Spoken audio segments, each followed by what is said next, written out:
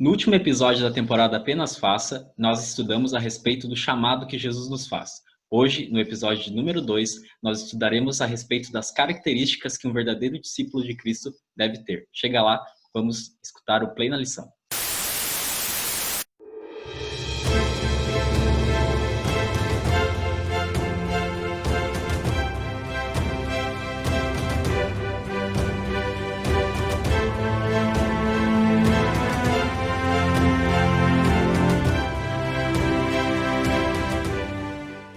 Bom dia, boa tarde, boa noite, boa madrugada. Nós estamos começando mais um episódio do Play na Lição, a temporada número 2, Apenas Faça. Hoje o nosso episódio tem como nome Amor e Outras Obras. Você já me conhece, eu sou o Michel Amarilho e eu estou aqui com os dois amigos da bancada do Play na Lição. Por favor, apresente, começando pelo mais velho. Agora eu vou mostrar a idade de um. A dúvida é quem que é o mais velho, né? Acabou de se apresentar. Fala galera, beleza? Como é que vocês estão? Eu sou o Lucas Fávero, sou pastor distrital do IENS e mais uma vez é muito bom estar com vocês para a gente conversar sobre esse assunto legal demais. Eu sou o Jonathan Brown, já que o Lucas falou sobre o nome dele, e estamos aí para mais um bate-papo legal da Palavra de Deus, compartilhar o amor dele. É isso, para quem não sabe, né? O Lucas tem 15 anos, novinho, e o Joe tem 13. Brincadeiras à parte, pessoal, é uma honra sempre estar aí com vocês falando das coisas do Reino de Deus. E hoje nós temos uma convidada muito especial. Eu gostaria que ela se apresentasse e ela dissesse de onde ela é e o que ela faz no lugar onde ela está. Então, por favor, a palavra é contigo. E aí, galera, eu sou a Ana, eu sou distrital do Distrito do Lar Paraná. Aqui nós temos uma região bem grande de Campo Mourão, nós somos em 3 distritos e eu sou distrital de um desses distritos. Além disso, sou diretora jovem também da minha igreja sede. E aqui a galera é muito animada, a gente tem uma galera muito grande, o distrito é muito grande, então a gente consegue fazer muitos trabalhos e durante aí o estudo a recapitulação dessa lição, eu vou contar um pouquinho para vocês de tudo que a gente tem feito por aqui. Show de bola, Ana. É um prazer enorme receber você e a gente, né, como é um podcast Play na Lição, envolve toda a Associação Oeste Paranaense e outras pessoas que diretamente estejam ligadas à associação. É muito, muito bom porque nós temos contato em grupos de WhatsApp, em conversas informais, a gente vê como que Campo Mourão trabalha de verdade no que se refere à missão e à obra de Deus sendo proclamada de verdade, né? Então, a gente parabeniza vocês todos que são de Campo Mourão pelo engajamento e pelo compromisso com a missão que Jesus nos deu.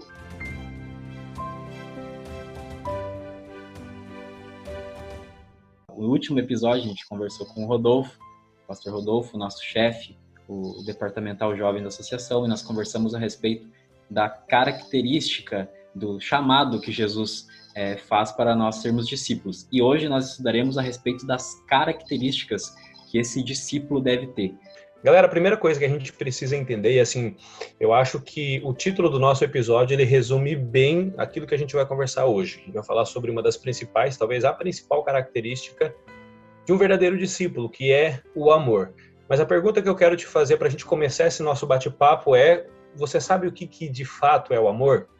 Bom, hoje em dia, essa definição ela fica um pouco confusa. Se você parar para pensar, o amor ele pode ser aplicado, essa palavra amor, ela pode ser aplicada ao que existe entre um pai e um filho, entre uma mãe e um filho, entre o que existe, ela pode ser aplicada ao que existe entre um casal de namorados, para um casal, marido e mulher. Então, ele é uma palavra que ela tem várias aplicações, inclusive ela pode até ser aplicada ao que a prostituta faz. Mas o que de fato é o amor?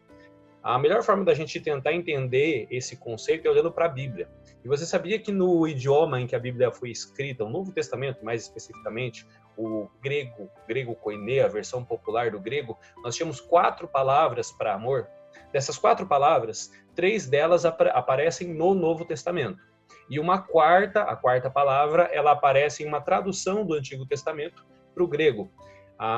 Mas o que mais nos chama a atenção é que, apesar das 4 palavras significarem amor, cada uma delas tem uma aplicação diferente. Por exemplo, nós temos uma palavra bastante conhecida, que é a palavra eros. A palavra eros, ela fala mais sobre um amor romântico, digamos assim, que é o amor que existe entre marido e mulher. Essa palavra é a que não aparece no Novo Testamento, ela aparece apenas lá no Antigo Testamento, naquele episódio em que o rei Assuero vê Esther, ele olha para ela e a Bíblia diz que ele a ama. O amor que ele sente para ela é um amor de conotação mais, digamos assim, de uma forma mais polida, né? Mais romântica.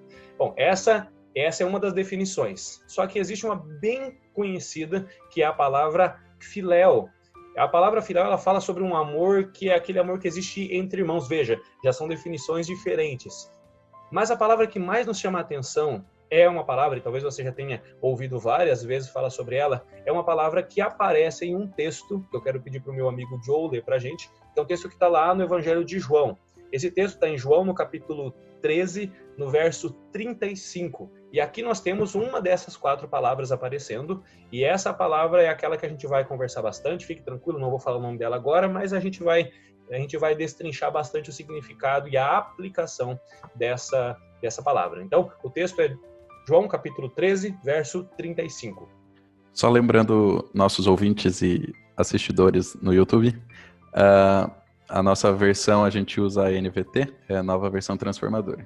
E lá diz assim, João 13:35, seu amor uns pelos outros provará ao mundo que são meus discípulos. Eu acho legal demais esse texto.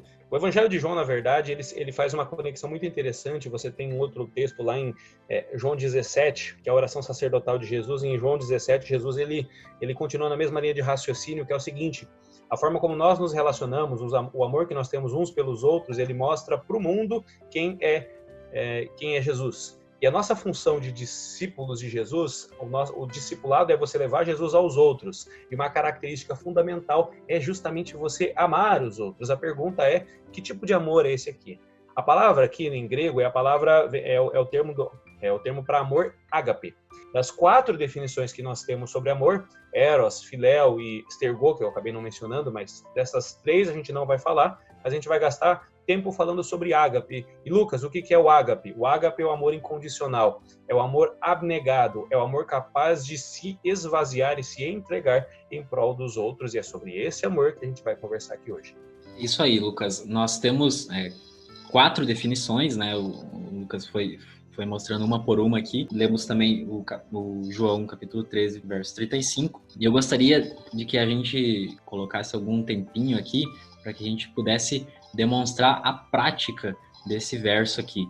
Antes da gente entrar nessa parte prática, é muito interessante porque a gente percebe também que, especialmente assim, se nós formos falar de transformação e desse amor, a gente só percebe que a gente não adquire esse amor, mas a gente é transformado e tem esse amor em nós, que não é algo nosso, né? Não é algo do ser humano, a partir do momento que a gente tem um relacionamento com Jesus.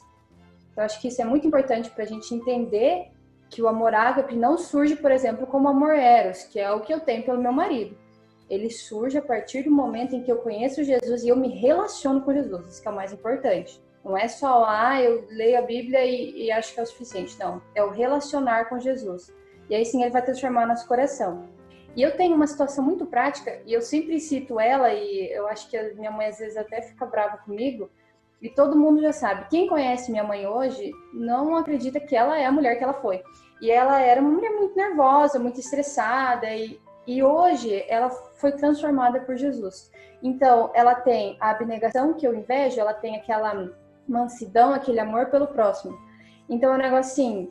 Gente, a partir do momento que uma pessoa chega... Vamos dar um exemplo. Chegou alguém, ou na igreja, ou na sua casa... e você dá um abraço gostoso na pessoa, não no momento em que nós estamos gravando, né, este podcast, mas se você pode dar um abraço nessa pessoa, se você pode oferecer alguma coisa, são coisas que às vezes a gente acha que é bobo, né, porque às vezes a gente quer fazer coisas muito grandiosas, mas que no fundo, essa pessoa sente esse amor, e você só consegue o quê? Abraçar essa pessoa com vontade, dar algo se você tem em troca, né? Como disse a Ana, basicamente não. Essencialmente, esse amor vem de Cristo. E se a gente não se enche dele, a gente não consegue transpassar esse amor para os outros. A gente consegue entender o verso 35 com a base no verso 34, um versículo antes, que fala assim, né? Por isso agora eu lhes dou um novo mandamento: amem uns aos outros. Mas amem assim como eu os amei. Vocês devem amar uns aos outros. Não é então o amor que já era conhecido, o amor egocêntrico, que eu vou te amar para receber algo em troca, que eu vou te amar para satisfazer o meu desejo de amar alguém. A gente foi feito para amar as pessoas, sim, isso é natural da gente. Tanto que tem 4 exemplificações que o Lucas deu pra gente. Mas agora Jesus vem e coloca, tá, agora vocês vão começar a amar as pessoas, mas não de uma maneira egoísta. Vocês vão amar o amor da abnegação, o amor do retirar o egocentrismo de dentro de você, da sua consciência, e colocar Jesus no centro, porque só ele pode proporcionar esse amor para as outras pessoas. Você só vai ser um instrumento na mão dele para ser utilizado para isso. O segundo ponto das características de um discípulo, que é a abnegação, né? Você se esvaziar de você mesmo e ter Cristo dentro de você, tomando conta da sua vida. Tem uma coisa que eu acho interessante que tanto você, Joe, como você, Ana, comentaram, e eu acho importante a gente ressaltar, que é o seguinte: esse amor, a segunda característica que o Joe mencionou, ela está intrínseca com a primeira, porque o amor ágape é um amor que ele é abnegado. Ele é diferente dos outros, ele é um amor que não começa na gente, ele é um amor que começa em Cristo. A gente mencionou isso várias vezes na primeira temporada do Play, mas quando você olha, por exemplo, para Êxodo, no capítulo 20, o que a gente tem? A gente tem ali os 10 mandamentos e, cara, tu já ouviu várias vezes eles. Mas se você olhar a esquematização, como a gente já comentou, os 4 primeiros falam do nosso relacionamento com Deus, enquanto os outros 6 falam do nosso relacionamento com o próximo. Ele não está organizado assim de forma aleatória, mas para dizer o seguinte, cara, é o seguinte, você só consegue amar os outros com um verdadeiro amor quando você primeiro se conecta com Deus. Então, como a Ana realmente comentou, é impossível você ter esse amor abnegado, esse amor altruísta, se você não está conectado com a fonte verdadeira, porque esse amor, o amor ágape, ele não nasce no nosso coração. O amor verdadeiro, o amor que um discípulo tem, ele só existe, esse amor, se primeiro esse discípulo está conectado com Jesus. Então, sim, esse discípulo, ele ama como Cristo, porque ele não está compartilhando o amor que é dele. Ele está transbordando de um amor que, através do Espírito Santo, veio do trono celeste. O amor que, no final das contas, é o amor de Deus. Show de bola. É muito interessante essas duas perspectivas, né? A primeira, nós falamos a respeito desse amor genuíno. E o segundo ponto é a negação, né? A abnegação do nosso eu. E nós compreendemos que quando nós somos discípulos em Jesus Cristo, nós devemos entender instantaneamente que se importar verdadeiramente com o próximo é um princípio básico do discipulado. E esse discipulado, ele é manifestado por meio de ações, né? Posteriormente, até na nossa pauta aqui, a gente vai falar a respeito de Tiago, etc e tal, mas eu acho muito interessante um texto que tem aqui, até vou pedir pro Joe ler, a respeito do fato de nós sermos instrumentos e sermos convidados a ajudar a espalhar esse amor que Jesus nos ensinou e Jesus nos mostrou por meio do discipulado. O livro, na verdade, é uma meditação diária, e recebereis poder, na página 183. A autora é Ellen White. Os que estão unidos numa esperança e fé comum em Cristo Jesus podem ser uma bênção uns aos outros. Jesus disse: assim como eu vos amei, que foi o texto que a gente leu anteriormente, que também vos amem uns aos outros. O amor não é simples impulso, emoção transitória, dependente de circunstâncias. É princípio vivo, poder permanente. A alma se nutre pela corrente de amor puro que flui do coração de Cristo, como fonte que nunca falha. No final das contas, é aquilo que a gente comentou, né? É o amor que ele flui de Cristo pra gente. Mas é que eu acho que dá pra gente gastar um tempinho falando, sabe sobre o quê? Como que esse amor, de fato, ele vai se materializar à nossa volta. Eu lembro de alguns exemplos de cor, mas a gente viu o seguinte: o amor, ele vem de Cristo, ele nos atinge, ele me transforma primeiro e depois ele atinge as outras pessoas. Ana, aí na tua realidade, como que tu consegue vislumbrar pessoas que realmente estão sendo transformadas, estão sendo movidas pelo Espírito Santo e estão transbordando esse amor para as outras pessoas?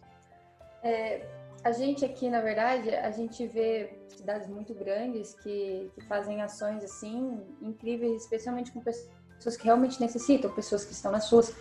E aqui a gente não tem muito isso, pra falar a verdade. Graças a Deus, a gente às vezes até se pega meio não sabe se agradece, se não tem que ação para fazer, mas assim, aqui a gente não tem muito isso. Mas a gente tem muita facilidade aqui, não facilidade, mas assim, a gente consegue bastante reunir toda a galera, então aqui a gente não tem os distritos muito separados, os distritos são todos reunidos, isso é bem legal. E a gente sempre está buscando pequenas ações, por exemplo, nos nossos Calebs.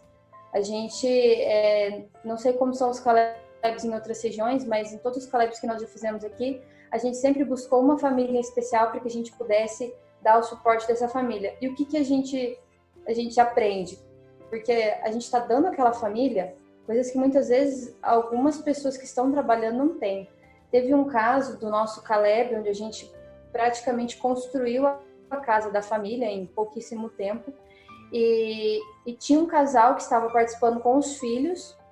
E é incrível como as transformações acontecem. E esse casal, a casa deles não tem reboco, é uma casa super simples. O casal tinha comprado todo o material para fazer a própria casa e simplesmente ia chegando material na casa dessa família que a gente estava ajudando, ia chegando. Quando a gente foi ver, eles estavam levando do material que eles tinham comprado para fazer a casa para outra família. Então, assim, tem outra explicação a não ser o amor de Cristo? O ser humano não é capaz de fazer isso. E aqui existem várias situações, assim, que a gente vê. Mas é como todos falaram, o amor vem de Cristo.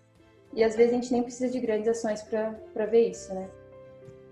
Esse caso aí que você mencionou, eu estava lembrando, eu só não sabia exatamente quem que tinha feito aí de Campo Mourão dessa família, mas foi algo particularmente que eu gostei bastante. Então, assim, eu acho que, na verdade, essa frase final da Ana, ela resume bem esse nosso primeiro momento. Quando o amor de Cristo ele transborda de mim, ele vai invadir as pessoas que estão ao meu redor, seja através de grandes ações ou através de coisinhas pequenininhas, mas que, sim, fazem a diferença na vida das pessoas.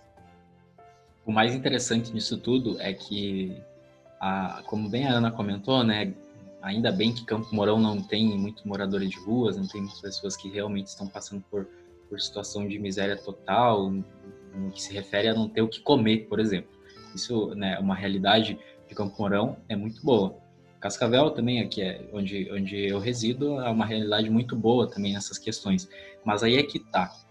Todos, absolutamente todos estão tendo alguma necessidade. E aí que está a existência do Ministério Jovem. O Ministério Jovem ele vai atrás das pessoas que estão passando por qualquer tipo de opressão, de qualquer tipo de necessidade. E essa necessidade não precisa ser material. Essa necessidade muitas vezes é muito mais espiritual. E em Mateus, capítulo 5, verso 3, até se você puder ler depois, Joe, na versão oficial do Play na Lição, ela fala a respeito das pessoas humildes de espírito, né? Então, quando um cristão ele entende que ele é um filho, que ele foi chamado por Jesus para fazer algo diferente no que se refere a salvar pessoas, a buscar salvar pessoas, nós entendemos automaticamente que todos somos pecadores, que todos somos pobres de espírito.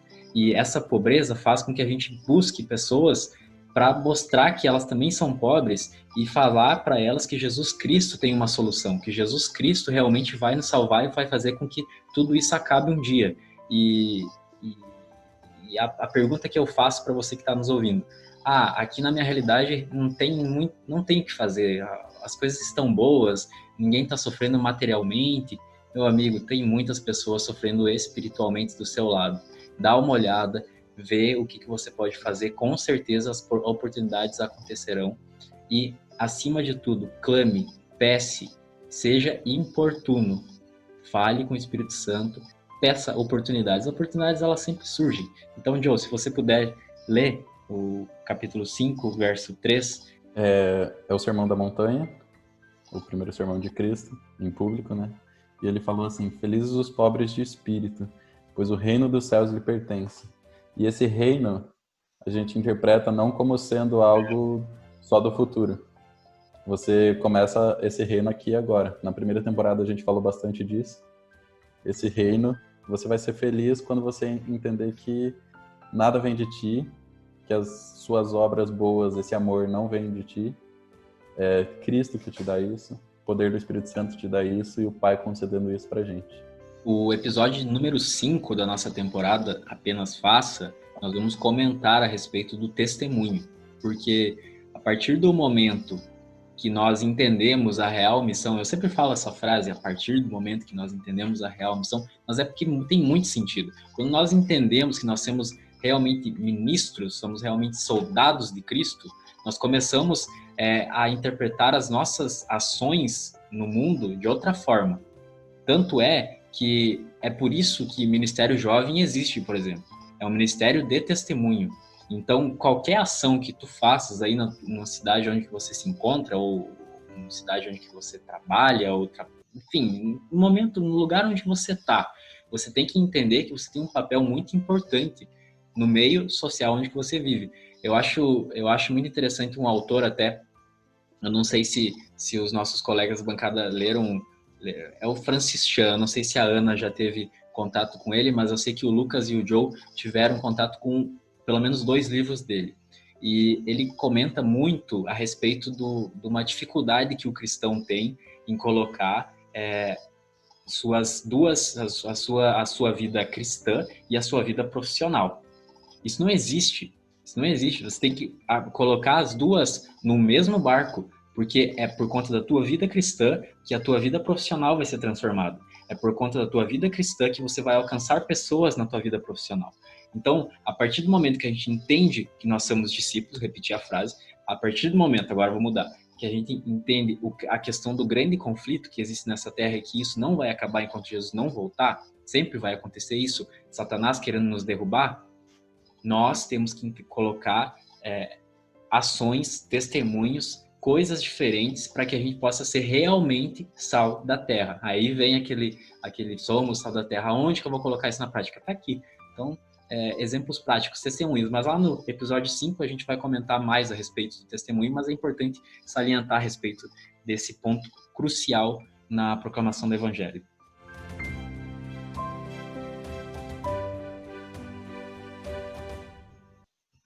Tem uma coisa, um pensamento interessante, né?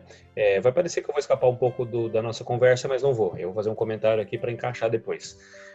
Existe uma ideia hoje corrente, talvez você já ouviu isso em alguns momentos, onde é dito que a igreja, aquele prédio no qual a gente vai no sábado, no domingo, na quarta-feira, existe uma ideia corrente que chama aquele ambiente de templo. Biblicamente falando, essa ideia ela é equivocada e até um tanto quanto errada.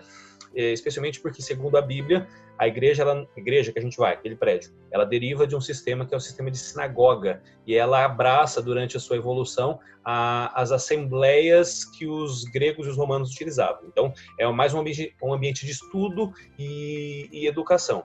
Só que na Bíblia, a Bíblia fala de templos. Aquele templo que existia lá em Israel, que foi destruído 2 vezes, a última ali no ano 70 pelos romanos, aquele templo, ele não existe mais, tanto fisicamente falando, como no sentido simbólico, porque Jesus ele acabou com isso quando Jesus morreu. Mas a Bíblia fala que existem templos, e a Bíblia fala que esse templo, aqui na nossa telinha nós temos 4 templos aparecendo. Você que está ouvindo o podcast, assistindo esse vídeo, tu é um templo do Espírito Santo. Você é morada do Espírito Santo. Entender isso é importante por quê? Porque eu acho bem interessante isso que o Michel acabou de falar.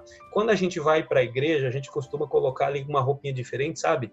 E algumas pessoas, mesmo que sem querer, levam isso para sua espiritualidade. Então, chega sábado de manhã, chega no domingo à noite, chega na quarta, eu coloco o meu terno de cristão, vou para a igreja, uso o meu terno de cristão na igreja, e aí quando eu chego eu coloco ele no cabide e fica ali até o próximo culto. Então, no meu serviço, no meu jogo de futebol, no meu hobby, caminhando, andando de bicicleta, resolvendo problema, no meu relacionamento, eu não preciso usar essa roupa, ela está no cabidezinho e, cara, não é assim que funciona. Deus ele não vai se encontrar contigo num lugar.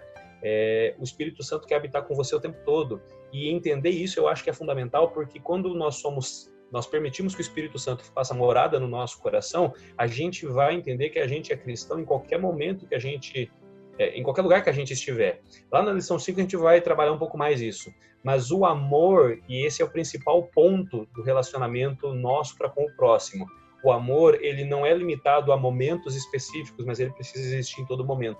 A gente ama as pessoas, por mais difícil que isso seja. A gente perdoa as pessoas, mesmo que elas não mereçam. A gente não concorda com o que muitos fazem, mas a gente tem que deixar claro, olha, isso não tá legal, mas eu continuo te amando com o amor que vem de Cristo Jesus. Ótimo. Partindo desse comentário aí que o Lucas realizou, tem uma sugestão de missão que abrange pessoas que têm muitos bens, são bem financeiramente, e essa sugestão de missão que eu vou te dar agora, ela pode alcançar essas pessoas. Pegue um sofá, é ousado, sim, bem verdade, mas dá certo. Pegue um sofá e leve na praça da sua cidade, junto com a tua galera aí do Ministério Jovem, e coloque uma pessoa que seja boa de papo, que goste de conversar. E coloque uma plaquinha ali escrita. Tire 5 minutos do seu tempo, descanse um pouco, converse comigo. Só analise o que vai acontecer. Eu tenho certeza que inúmeras pessoas sentarão ali e o Espírito Santo vai falar com essas pessoas. Inúmeras pessoas que, repetindo, têm inúmeras condições de comprar qualquer tipo de comida, de roupa, não passam por necessidades materiais, mas passam por necessidades espirituais. Teste um pouquinho faça o teste, melhor dizendo, dessa missão, para você ver e para você realmente entender a prática disso tudo que a gente está falando aqui. Vamos lá para Filipenses. A gente tem que falar agora que Jesus, né? Nós já falamos muito sobre Jesus aqui, mas agora ainda mais, né? Que isso tudo existe por conta de Jesus. O Plena Lição existe por conta de Jesus. Jesus tem que ser o foco. Filipenses, capítulo 3, verso 12 a 14 e 17. Joe, o nosso leitor oficial, por favor, leia pra gente. Eu vou ler o texto todo, daí a gente vai comentando as partes. Não estou dizendo que já obtive tudo isso, que já alcancei a perfeição, mas prossigo a fim de conquistar essa perfeição para a qual Cristo Jesus me conquistou. Não, irmãos, não a alcancei, mas concentro todos os meus esforços nisso, esquecendo-me do passado e olhando para o que está adiante. Prossigo para o final da corrida, a fim de receber o prêmio celestial para o qual Deus nos chama em Cristo Jesus. Irmãos, sejam meus imitadores e aprendam com aqueles que seguem nosso exemplo. Esse texto aqui, esse texto é espetacular, mas o verso 17 ele é acima da média, né? Veja o que Paulo está falando. Joe, você na prática acabou de dizer, galera, imite o Joe, porque imitando o Joe você vai imitar quem? A Cristo Jesus. A Cristo Jesus. Cara, eu às vezes me pergunto, será que quando as pessoas estão me imitando, elas estão imitando a Jesus ou só imitando o Lucas? Será que as pessoas quando estão te imitando a Ana, elas imitam mais a quem? Precisamente a Ana ou imitando a Ana, imitam a Cristo Jesus? Nossa, é até uma responsabilidade enorme pra gente, né? Porque a gente diz muito isso lá com os jovens e a gente aprendeu até com o Jefferson Pilar num Save One, eu acho que todos vocês estavam, onde ele falou muito dessa questão de que a gente muitas vezes é mais religioso do que cristão. Porque o religioso é o que o Lucas falou, né? Todos os momentos em que ele precisa aparecer na frente das pessoas que acreditam que ele tem uma vida espiritual em dia, ou que ele é um verdadeiro discípulo, ele se veste com a sua capa e vai lá. E o cristão não, né? Ele é independente do momento, do tempo, do que está acontecendo na vida dele, ele é cristão. E eu acho que quando a gente lê esse verso 17, a gente também entende que independente de quem você foi, independente do que você fez, independente do que você passou, Jesus, ele transforma. E a gente vem esse cara que escreveu esse texto, Paulo, naquela situação em que ele vivia, ele falar, vocês podem me imitar, porque vocês me imitando, vocês estão imitando a Cristo? Dá até um nervoso, porque se as pessoas estão me imitando, elas estão imitando a Cristo, eu acho que isso a gente tem que pensar muito. Eu sou religioso ou eu sou cristão? Isso é pesado quando a gente para pensar. E daí quando começa a ser transformado o coração, e aí você começa a adquirir o amor ágape, aí você começa a ter Jesus como foco, e por aí vai, né? No episódio passado a gente mencionou, e olha ele aqui de novo, né? O pastor Danny Peterson, uma vez ele pregou um dos melhores sermões que eu já assisti, e se você não procurou ele no primeiro episódio, eu tô assim, dando de... Procure, caça ele aí, eu não lembro agora a igreja que ele tá, Vila Mariana, alguma coisa assim. Pastor Danny, se você tá ouvindo esse podcast, assistindo esse vídeo, um abraço para você. Mas eu lembro um sermão uma vez que ele falou o seguinte, Ana, o Jesus, Cristo maravilhoso, que nós amamos, que nós aguardamos, se ele voltasse hoje, ele teria dificuldade com a igreja cristã. Por causa que O Jesus que muitas vezes nós pregamos e buscamos seguir não é o Jesus da Bíblia, mas é um Jesus que nós lemos na Bíblia, que nós entendemos do nosso jeito, e esse Jesus, ele simplesmente não se adequa ao que a Bíblia relatou. Por quê? Porque ele é uma versão minha de Cristo. Tem um dos nossos, eu não vou dizer exatamente como foi, mas um dos nossos colegas aqui dessa bancada, ele compartilhou com a gente uma arte, que eu também não vou falar o que é, mas de Jesus voltando e dizendo o seguinte, ó, tal coisa não tá certa. E as pessoas então olham para Jesus e falam, sai daqui. Eu não vou nem usar a expressão porque senão eu já indico, mas assim, as pessoas, elas têm muita facilidade, e assim, quando eu falo as pessoas, talvez eu estou me incluindo nesse grupo, a gente tem muita facilidade em aceitar aquilo que a gente concorda, mas aquilo que a gente discorda é difícil, entende? Então, assim, manter o foco, como Paulo fala, né? Paulo fala, eu mantenho o meu foco ajustado em Cristo Jesus. Isso significa o quê? Chega momento em que você vai perceber que a tua prática cristã, em que eu, Lucas, percebo que a minha prática cristã talvez precisa melhorar nesse aspecto para estar como Cristo deseja. Isso tem um nome, isso é a santificação. Será que nesse momento eu fico com essa prática, dou adaptado no Deus que eu sigo, ou eu me adapto para ficar de acordo com o Deus que de fato eu preciso seguir? Jesus, ele é um só. Os cristãos são muitos, mas Jesus, ele é um só, e amar aos outros só funciona se a gente ama como Cristo deseja que nós amemos. E só pegando um ganchinho que você falou, é muito interessante essa ideia de que a gente adapta, né, a Bíblia, a gente adapta Jesus, tudo para o que a gente quer. A gente vive num mundo que é o relativismo e não existe a verdade, né? Então, eu acredito em tal, e a gente ouve muito isso, Jesus ama todo mundo, Jesus aceita todo mundo. E é claro, isso não é errado. Mas a questão eu tenho que me transformar. Então, assim, existe uma verdade. Nós não estamos no relativismo, existe uma verdade, e ela é a Bíblia. E eu não posso transformar a Bíblia só porque eu vivo em tal momento, numa tal situação. Então, quer dizer que é muito comum, assim, e já vi pessoas passarem por essa situação. Então, quer dizer que Deus é bom porque eu tenho tudo. Jesus é bom porque eu tenho tudo. Mas quando o familiar meu está doente, Jesus é ruim? Não, ele é bom o tempo todo. Então, o que o Lucas falou, eu acho que se enquadra muito nessa questão em que Paulo fala, né, que ele mantinha Jesus como foco, independente da sua situação, independente do local que você está, do que você tem ou que você não tem, que Jesus, ele é o mesmo. Você tem que se adaptar a Jesus, né? É o ser cristão e não o ser religioso, né? Embora o Joe seja o nosso leitor oficial aqui, eu vou pegar o lugar de fala dele em ações referentes à leitura de textos. Se bem que no episódio número 1, né, eu li grande parte dos textos, mas o nosso leitor oficial é o Joe. Então, só ocupando o lugar dele aqui temporariamente, eu vou ler um textinho que até, inclusive, ele colocou na pauta, que diz o seguinte: Parábolas de Jesus, página 354. Todo esforço feito para Cristo reverterá em bênçãos para nós mesmos. Se usarmos nossos meios para a sua glória, ele nos dará mais. Se tentarmos ganhar outros para Cristo, manifestando em nossas orações preocupação por eles, nosso coração palpitará pela influência vivificadora da graça de Deus. Nossos próprios afetos arderão com mais divino fervor. Toda a nossa vida cristã será mais e mais uma realidade, mais sincera e mais devota.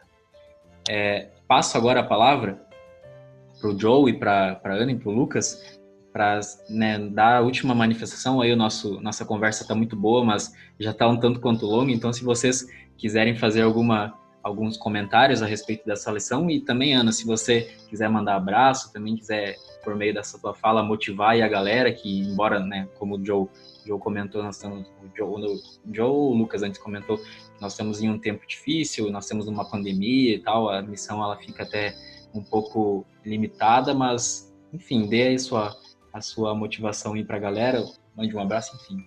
Eu vou começando. Minhas últimas palavras, então. A nossa fé só vem em Cristo Jesus e vem dele para nós. E as nossas obras vêm dele também. Tudo que a gente for fazer de bom, seja para qualquer coisa, qualquer benefício, seja para os outros, adoração a Cristo Jesus. Tiago 1,17, um capítulo anterior ao verso que a gente leu, fala disso. Tudo que a gente faz de bom e agradável, tudo vem dele. E é tudo para ele, para a adoração dele. Então, se a gente estiver conectado na fonte dessa boa obra, que é Cristo Jesus, vamos fluir. Esse amor flui, o amor ágape. A gente só é um instrumento usado por ele para ser utilizado nas mãos dele. Muito bem. Eu achei essa lição fantástica, especialmente porque toca em pontos que eu digo isso porque nós estamos à frente de alguns cargos, de algumas coisas, e até toca na gente também, porque às vezes tem situações em que a gente nos depara e nos questiona, né? Se nós realmente estamos preparados, vivendo esse amor. Como o Lucas falou, né? Será que quando as pessoas estão olhando para mim e seguindo o meu exemplo, estão seguindo o exemplo da Ana, o exemplo de Cristo, né? Mas, enfim, é muito interessante que quando nós nos relacionamos verdadeiramente, nós vamos adquirindo tudo aos pouquinhos, como o Lucas falou, né? Nós vamos crescendo.